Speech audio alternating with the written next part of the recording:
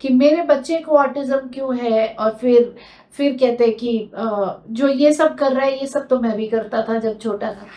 तो चांसेस है कि वो अनडायग्नोस्ड निकल गया। तो सबसे पहली चीज जानने की होती है कि चाइल्डहुड कैसा रहा।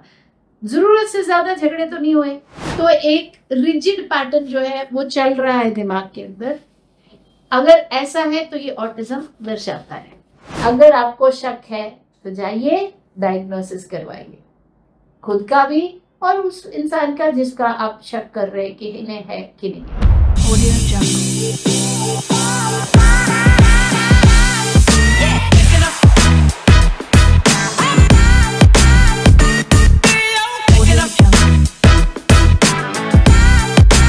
नमस्कार भाई और बहनों, मैं रजनी सिंह सशक्त एम्पावरिंग लाइव्स के हिंदी चैनल पर आपका तहे दिल से स्वागत करती हूँ। आज हम किस बारे में बात कर रहे हैं? आज बात करेंगे ऑटिज्म इन एडल्ट्स कि जिन वयस्कों में, एडल्ट्स में ऑटिज्म है वो कैसे पहचाने।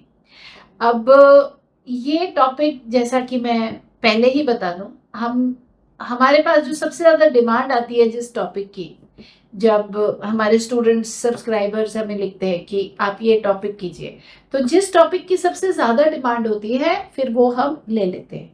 तो उसी के चलते, उसी के दौरान ये हमारे पास आया है, क्योंकि बहुत सारे पेरेंट्स हमसे ये कहते हैं कि मेरे बच्चे को ऑटिज्म क्यों है, और फिर कहते हैं कि जो ये सब कर रहा है ये सब तो मैं भी करता था जब छोटा था।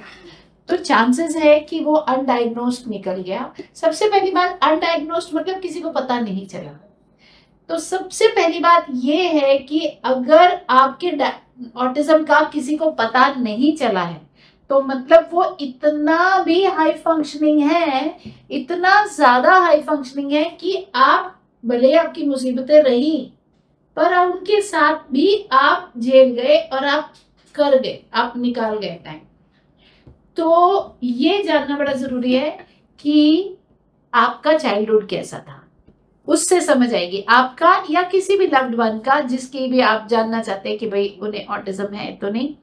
बचपन कैसा था? अगर बचपन बहुत ज्यादा मुसीबतों से भरा हुआ था, और मुसीबतों से इसलिए नहीं कि कोई और किसी किस्म की विपदा है या कुछ है, मुसीबतों से इसलिए कि जैसे बाकी बच्चा आराम से रहेगा, आराम से जिएगा, लेकिन हर जगह एक बच्चे की झगड़ा हो रहा है बाकियों के साथ और वो अपने आप को कंट्रोल नहीं कर पा रहा, वो जाके कुछ भी बक दे रहा है, मतलब कोई डिप्लोमेसी नहीं है कि किसको कहना है। वो बुलीज हैं, बुलीज से भिड़ जा रहा है और उसको गुस्सा आ गया तो कंट्रोल नहीं कर पा रहा।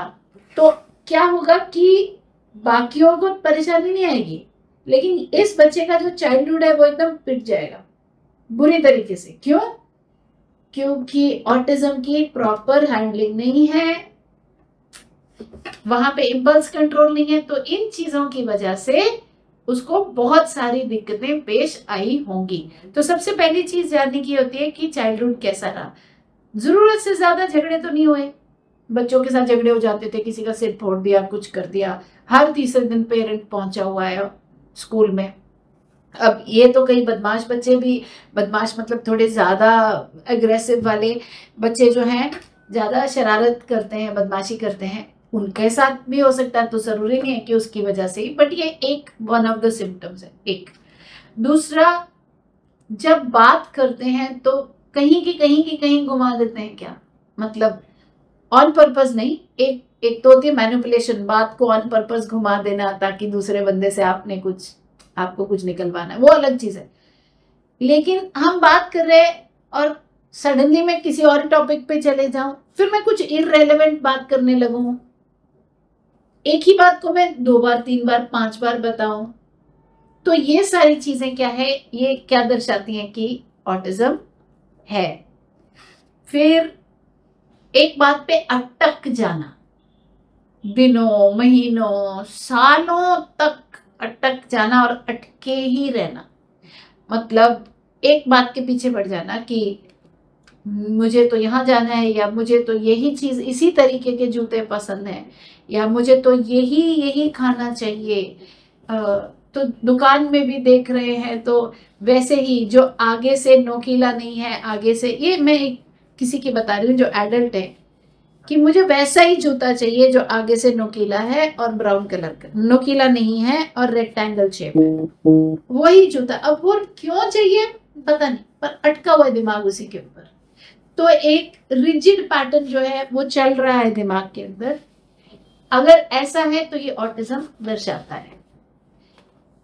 इसके सिवा देखिए, लैंग्वेज जो है एक यंग एडल्ट में, एक एडल्ट की ऑटिज्म के साथ अच्छी ही होगी अगर उन पर अभी तक डायग्नोसिस नहीं है, क्योंकि ऑटिज्म की मात्रा उनमें इतनी कम थी कि वो कर करा के मुश्किलों में आए, पर दुनिया के साथ चलते चलाते पढ़ाई में भी मुश्किल में आए, पर भाषा सीख गए। तो ऐसे केस में ऑटिज्म था, लेकिन क्योंकि उनके स्किल सेट अच्छे थे और इतना कम था कि वो सीख गए, निकाल के। तो भाषा में बहुत ज्यादा फर्क आपको नहीं लगेगा, लेकिन हाँ उनके तौर तरीकों में, इडियोसिंक्रेसीज में, एक चीज के पीछे ही लग जाना, जैसे कई लोग ओसीडी कह देते हैं, ऑब्सेसिव कंपल्सिव डिसऑर्डर, उस तरीके की चीज हो जाना कि नहीं मुझे ये तो करना ही है, ये तो चाहिए ही है, ये तो इस बात के पीछे मैं अटक गया। तो जो बंदा अटक जा रहा है वहां पे डेफिनेटली ऑटिज्म होने के चांसेस हैं। झगड़े को कैसे हैंडल करते हैं, इंपल्स कंट्रोल कितना है, बॉस के आगे जाके क्या बड़बड़ कुछ भी बोल देंगे, ये चीजों से आपको समझ आएगी कि क्या ऑटिज्म है कि नहीं है। मैनिपुलेट करने की कैपेसिटी कितनी है, ऑटिस्टिक में मैनिपुलेट करने की खास करके शब्दों के द्वारा कैपेसिटी उतनी तेज नहीं होती है। तो उनको ये समझ आएगा कि अभी सीनियर बॉस आया हुआ है, उसके सामने बॉस को जाके ठा से बोल दिया, तो जब ये चला जाएगा तो बाद में ये मेरी बात लगाएगा, नहीं है उतनी समझ, और जाके भरी सभा में सबके सामने कुछ भी बोल दिया, चांसेस हैं कि ऑटिज्म है। अपार्ट फ्रॉम ऑल दिस, इन सारी चीजों को छोड़ करके मेन चीज क्या है, अगर आपको शक है तो जाइए डायग्नोसिस करवाइए, खुद का भी और उस इंसान का जिसका आप शक कर रहे हैं कि इन्हें है कि नहीं है। अल्टीमेटली तो एक क्लिनिकल डायग्नोसिस को ये सारी बातें मात नहीं दे सकती, ये तो आपको मन में शक लाने के लिए ठीक है और उस शक को क्लियर करने के लिए ठीक है कि हाँ शायद मुझे डायग्नोसिस की जरूरत है, बस उतना ही।